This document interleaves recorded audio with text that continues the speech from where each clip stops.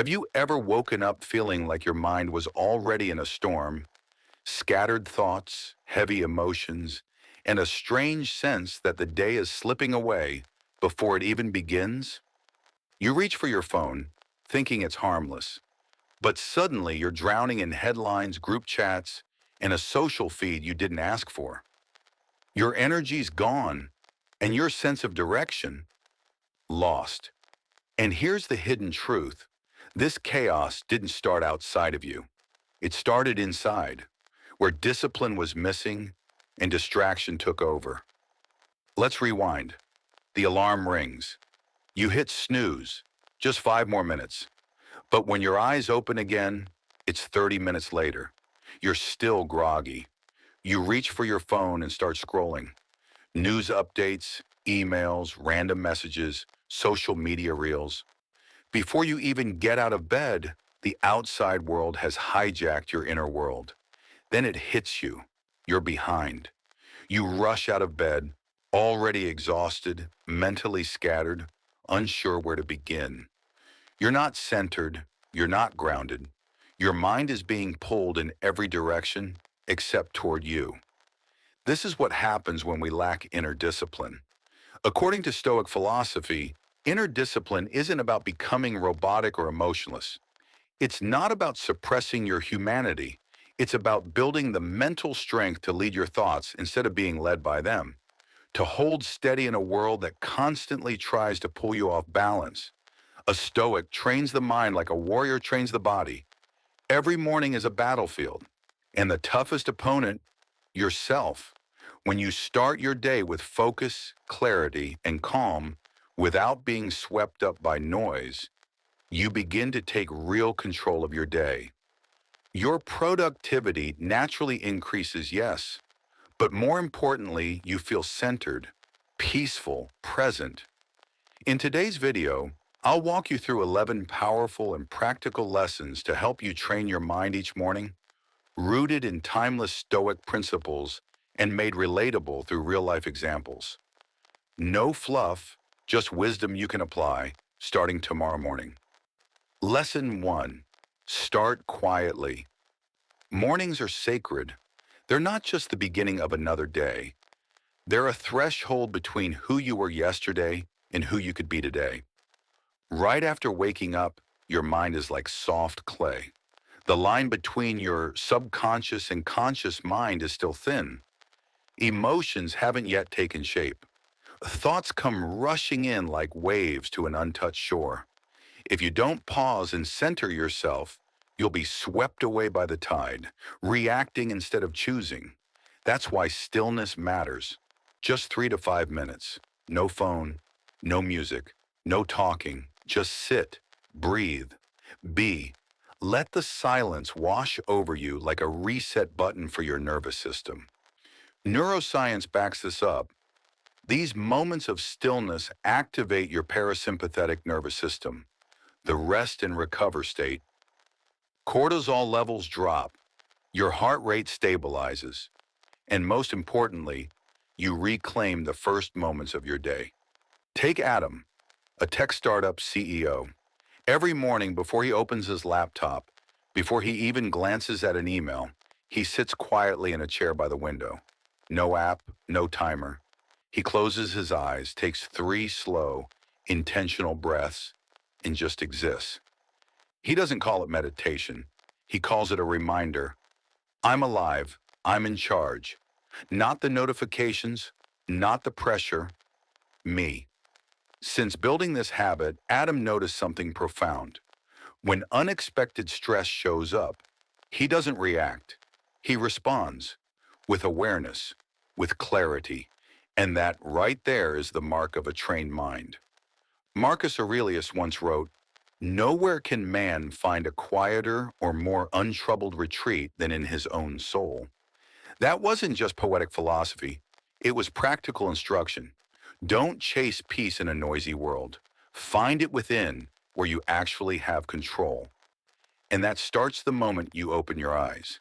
In the next lesson, we'll explore how to create a no-input buffer zone to protect your focus before the day truly begins. We ended the last lesson with one powerful truth. Starting your morning in stillness isn't just peaceful, it's strategic. It's the moment you reclaim your mental space before the world demands a piece of it. And now, once that silence has grounded you, it's time to fill your mind with purpose. Because stillness by itself is just a reset. What you choose to do with it next, that's where the real discipline begins. Let's be clear, morning stillness isn't some spiritual trend or feel-good slow living fad. It's a mental strategy. It's the choice to start the engine of your mind on your own terms, not through a rush of notifications, headlines, or emotional triggers. You're not reacting, you're initiating with clarity, with intent, with control. And that sets the tone for a day lived not by accident, but by design. Exactly how the Stoics lived. Lesson 2. Identify the virtue of the day. Each morning when you open your eyes, the world remains the same. Chaotic, unpredictable, full of noise. But you get to choose who you'll be in it. According to Stoic philosophy, everything external, money, recognition, even health, can be taken from you. But there's one thing that always remains yours: virtue.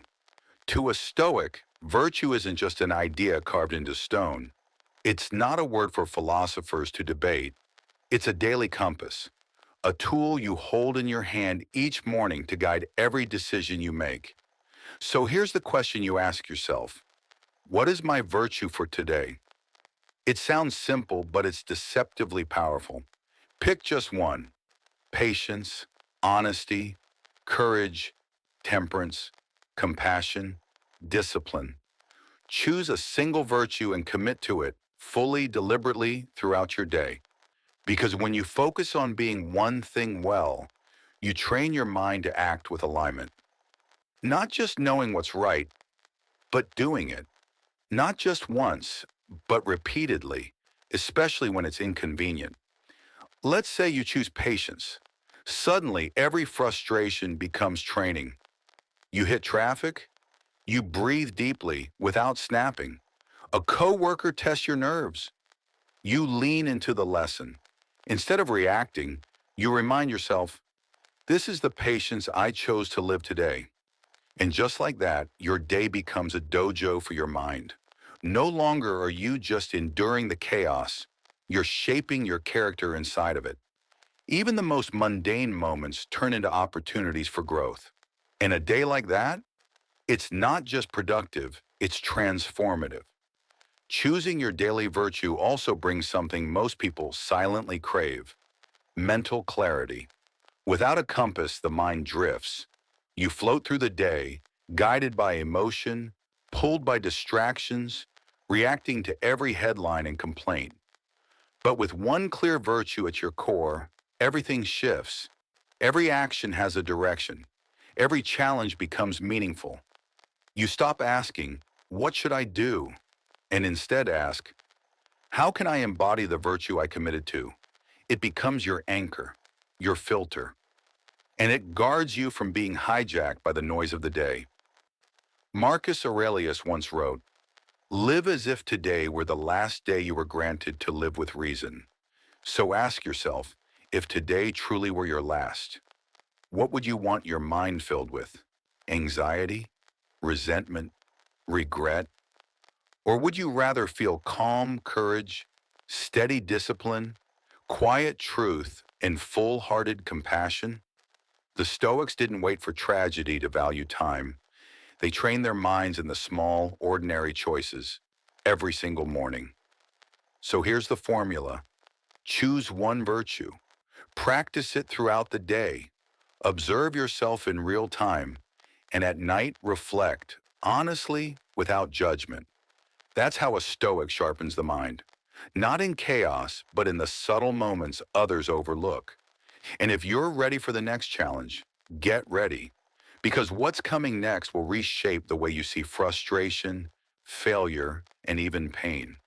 It's the ultimate Stoic mindset shift. And it starts with one powerful truth about obstacles. In the last lesson, we explored how choosing a single virtue each morning gives your day direction, a compass to follow, even when life pulls you off course. Now that you've grounded yourself in stillness and set your daily intention, it's time to train your mind for what might go wrong, because it often will. Lesson 3, Premeditatio Malorum. It's a Monday morning. You wake up early, brew your coffee, open your laptop, and start prepping for that important meeting. But almost immediately, your mind begins racing. What if my Wi-Fi cuts out halfway through? What if someone on the team challenges my idea? What if the boss asks for a stat I didn't prepare? At first glance, these thoughts may feel like anxiety knocking on your door. But in Stoic practice, they aren't fears. They're tools. This is the mindset behind premeditatio malorum, a powerful Stoic discipline that translates to the premeditation of evils. It sounds intense, but it's not about pessimism or expecting disaster. It's about mental preparation. Because the Stoics didn't believe in luck, they believed in readiness. They trained their minds the way warriors trained with swords, not when battle began, but long before it ever arrived. And morning is the perfect time to apply this. Before the noise of the world begins, take a few minutes to sit quietly and ask yourself, what could throw me off today?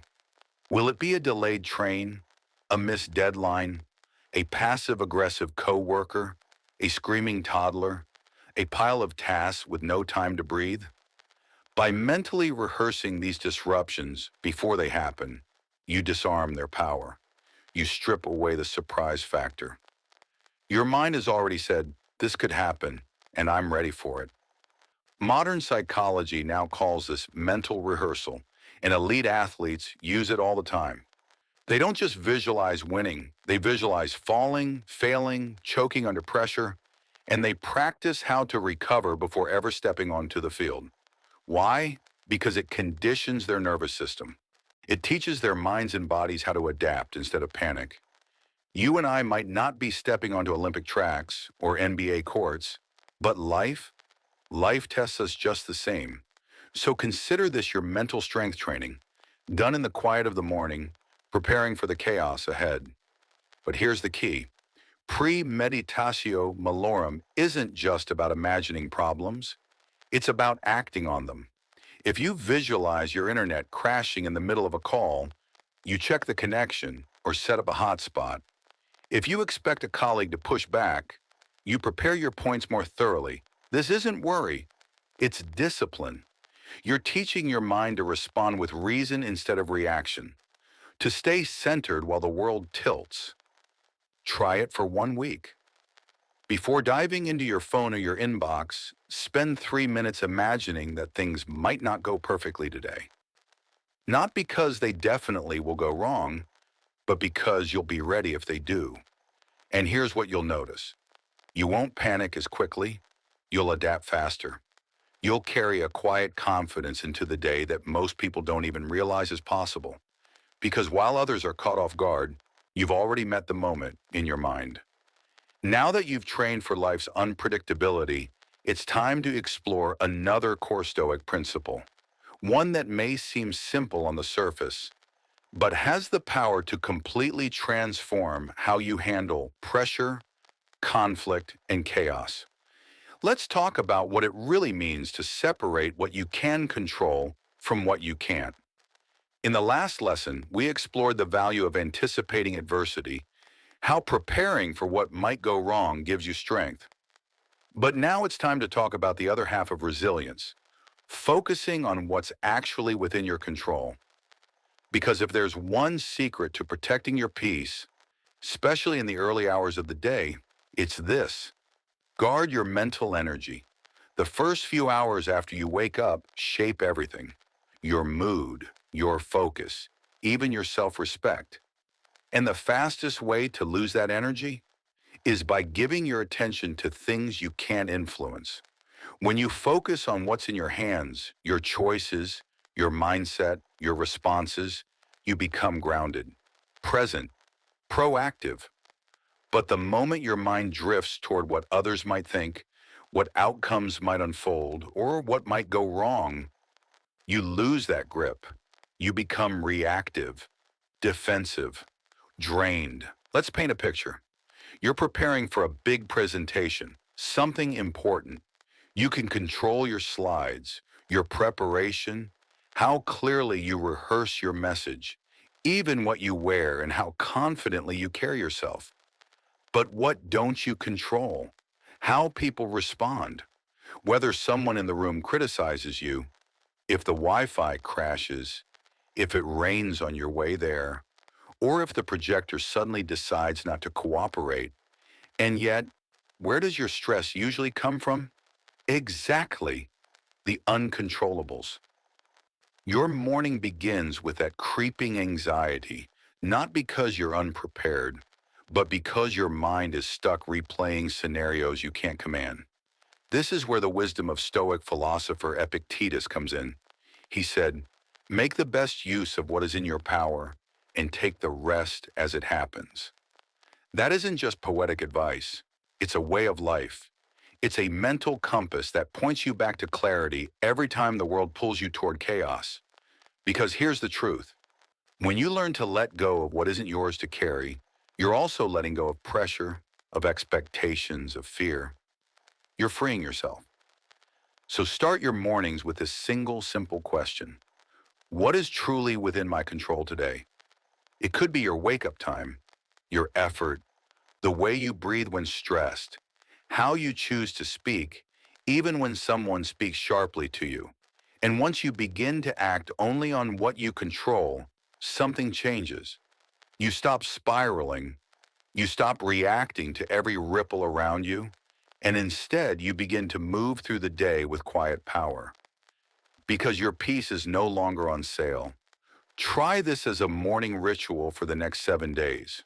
Write down 3 things you'll focus on controlling and 3 things you'll consciously choose to let go of.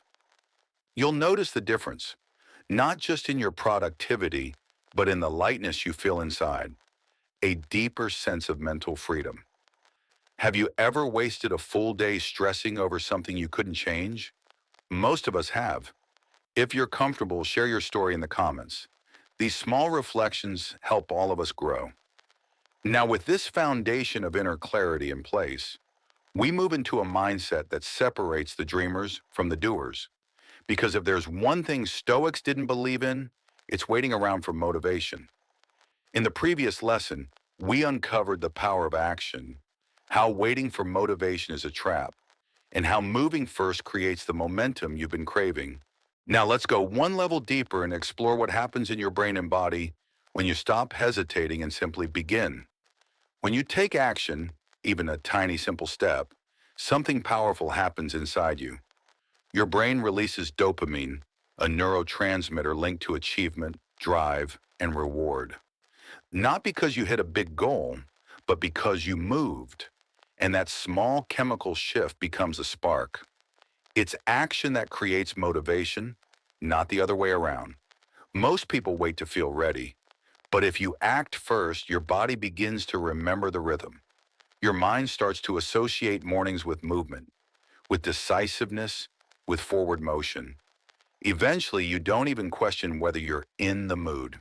You just go, because the behavior becomes a reflex and your discipline becomes second nature. The Stoics didn't write their philosophy for libraries or lectures. They wrote it to live it, to carry it in the heart, and to walk it through daily life. When Epictetus said, "First say to yourself what you would be, and then do what you have to do," he wasn't crafting poetry. He was issuing a command to himself, a call to become. And if you want to train your mind each morning, truly sharpen it with discipline, there's a step you can't afford to skip. Act now. Don't wait to feel like it. Don't wait for the perfect mood, the perfect energy, or the perfect moment. Because no one controls how they feel when they wake up. But you can control that very first move. You get up, you stretch, you wash your face, you journal, you read, you write, you breathe, you do something. And with that single choice, you've shifted the direction of your entire day. Now, speaking of shifting perspective, there's one Stoic teaching that can jolt you out of laziness faster than any caffeine.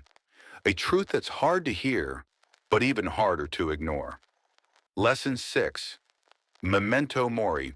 Nothing wakes the soul quite like remembering. One day you won't wake up at all. No alarm clock, no second chance. No more, I'll do it tomorrow. Memento Mori, Latin for remember you must die, isn't a grim threat. It's a deeply human, incredibly grounding Stoic reminder. Not to fear death, but to live more fully in the time you still have. Each morning you wake up is a gift. And if you really understood that, would you waste it scrolling, hesitating, or rushing through it half asleep? Would you keep delaying the workout, the journal entry, the phone call, the simple breath of gratitude? When you remind yourself of life's fragility, you snap out of autopilot, you stop waiting for the perfect day, and you start living this one with full presence. Marcus Aurelius wrote, "You could leave life right now. Let that determine what you do and say and think." This wasn't to scare himself. It was to wake himself up, to live deeper, to act with urgency, to love with intention. So imagine this. You get a call from a family member. You're busy. You were about to text, "Can I call later?" But then you whisper to yourself, "Memento mori." And suddenly you pick up the phone, not out of guilt, but out of gratitude. Because you still can. You still have the chance to connect, to say, "I love you," to be present, and one day you won't. That's the wisdom of this practice. Memento mori cuts through the fog of procrastination, gloom, and distraction. It brings your attention back to what actually matters. It reminds you that time is not promised and therefore sacred. And when you live like today could be your last, you don't waste the first hour of it. You use it to breathe deeper, to choose wisely, to live more deliberately. If you've made it this far, pause for a moment and recognize that. You've stayed present through the noise. You're carving space for what matters. And that commitment to your inner world, that's rare. That's powerful. And I deeply thank you for it. Now, as we pass the halfway mark of this journey, the next lesson will take everything we've covered so far and challenge you to lead your day not just with discipline, but with quiet, unshakable purpose. In the previous lesson, we reflected on memento mori, the power of remembering life's impermanence. It wasn't about fear, it was about urgency, about waking up and living with deliberate intention. Now, with that awareness alive in you, we turn to the mindset that empowers you to embrace whatever the day brings. Lesson 7. Amor fati. If memento mori wakes you up to life's fragility, then amor fati, the love of fate, is your compass for the day ahead. Your reminder to welcome all of it, the good, the bad, the unexpected, with courage and yes, even with love. Have you ever noticed how life tends to throw its curveballs exactly when you're finally getting into rhythm? You wake up early, you're feeling focused, you're ready to take on the day, and then, snap, the air conditioner breaks. Suddenly it's stuffy, your routine is off, and frustration creeps in like heat rising off pavement. Your thoughts spiral. Why now? Why me? But here's where a stoic mind would pause. Instead of asking why me, you say, good. This is part of the process. This mindset is amor fati, Latin for love of one's fate, and it's one of the most transformative principles of Stoic philosophy. It doesn't mean pretending you enjoy everything. It doesn't mean plastering on a fake smile when things go wrong. It means learning to love what happens, not because it's easy, but because it's necessary. Because every event, even the inconvenient or painful ones, has a place in the larger order of life. And more importantly, because you are capable of turning every obstacle into fuel. So when the air conditioner breaks, you don't stew in frustration. You adapt. Maybe you step outside, breathe the warm morning air, and take a brisk walk around the block. You move your body. You clear your head. You notice the stillness of the neighborhood, the bird song, the sunlight, the things you usually overlook in favor of comfort. It didn't go your way, but now you're not just overcoming the situation.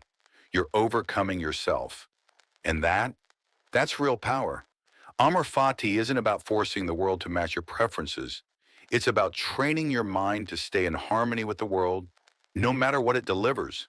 Because every minor inconvenience, traffic, a rainstorm, a delayed email, a canceled meeting, is not just a setback. It's a light test. If you pass the test, your resilience deepens. If you fail, you get another chance tomorrow. That's the beauty of daily training. To practice Amar Fati each morning is to prepare your mind not for perfection, but for possibility.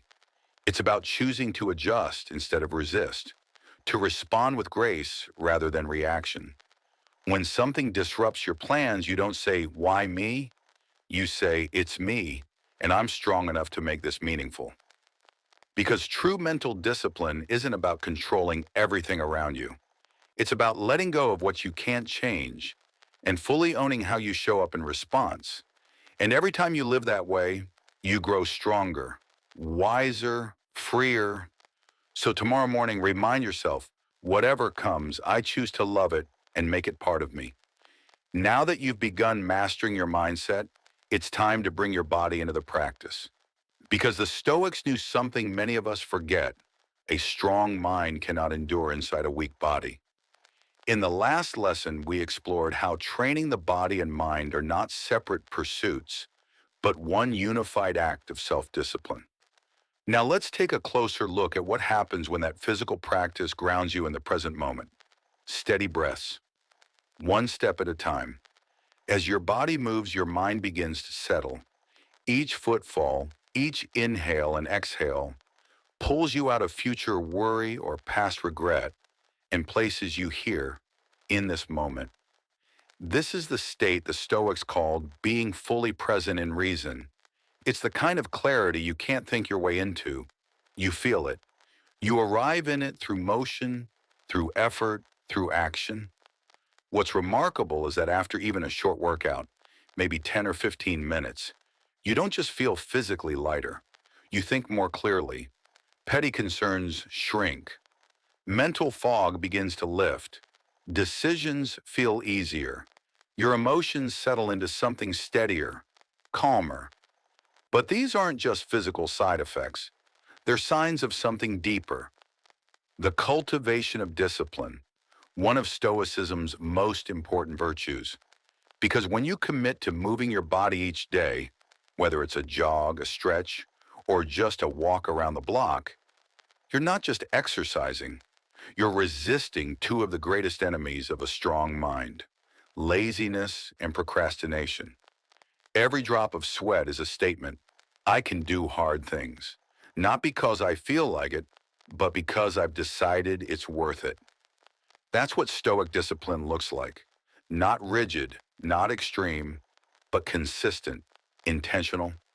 And no, you don't need to train like an Olympian. You don't need a fancy gym or an hour-long routine. Just get out of bed, stretch, take a deep breath, move your body, even for 2 minutes. These small acts are your personal morning declarations, your way of saying, I am alive, I am intentional, I am not at the mercy of comfort. So how are you training your body each morning? What does your practice of discipline look like? Share your experience in the comments. You never know. Your simple routine might be the nudge someone else needs to begin their journey. Now that we've trained both body and breath, it's time to train our thoughts. And we'll begin with just a few lines of ancient wisdom. In the last lesson, we explored the simple yet powerful act of starting your day with a Stoic quote. When you reflect on wisdom instead of noise, you don't just sharpen your thinking, you begin to reshape your inner world. And when you start to see yourself through the lens of a powerful idea, something shifts. You don't just think more clearly, you begin to move with quiet purpose. You make decisions with less emotional noise and more mental presence. That's the true impact of philosophy, not pressure, not perfection, but clarity through conscious thought.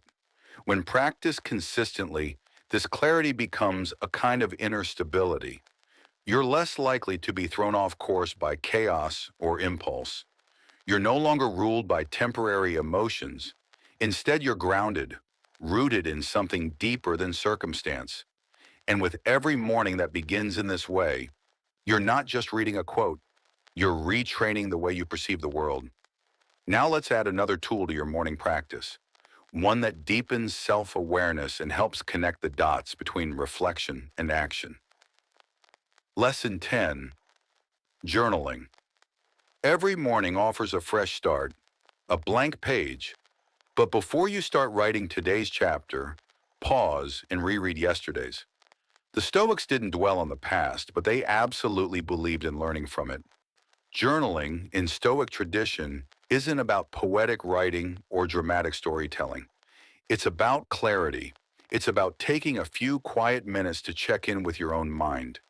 It's a tool for thinking deeper, clearing out mental clutter, and most importantly, having an honest conversation with yourself. Many Stoics, like Marcus Aurelius, began and ended their days with three grounding questions. What did I do well today? Where did I fall short? How can I improve tomorrow? This isn't a performance, it's not a test. It's a mirror for the soul to see itself without distortion. There are no grades, no judgment, just you, your pen, and your willingness to be real. You don't need to write an essay. 5 minutes is enough. Choose a time that works for you. Early morning to set your direction, or evening to reflect on your path. And when you write, don't filter. Don't decorate your thoughts to make them sound wise or positive. Be raw. Be honest. Write as if you're speaking to a calm, wise version of yourself. One who isn't here to scold, but to guide, to help you grow, little by little. Yes, at first it may feel awkward. What should I write? Why am I talking to myself? But give it a few days and you'll feel the shift. Journaling helps you take ownership of your mind. It gives form to your thoughts. It helps you notice emotions before they take control. And most of all, it teaches you to pause, to slow down and think instead of reacting on autopilot.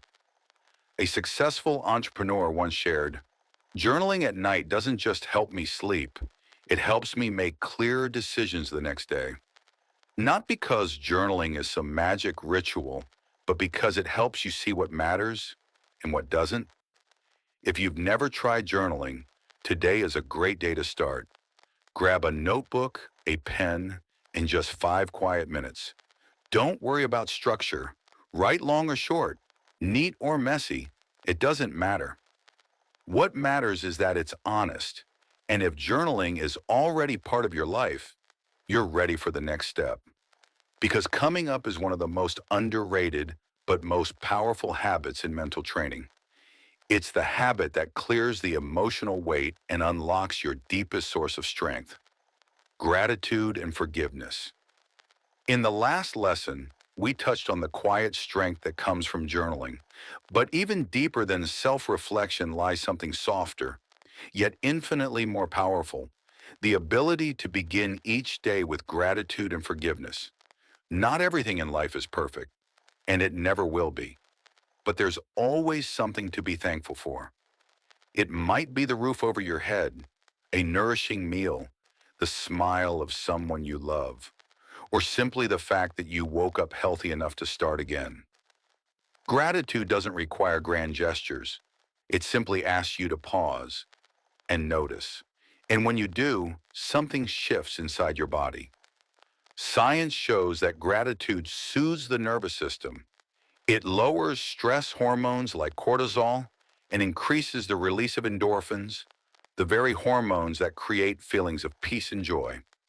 Here's something powerful to remember. You can't be grateful and angry at the same time. Gratitude clears space in the heart. It helps you realize that the things you take for granted today were once things you prayed for. It reframes your perspective, and it grounds you in the present.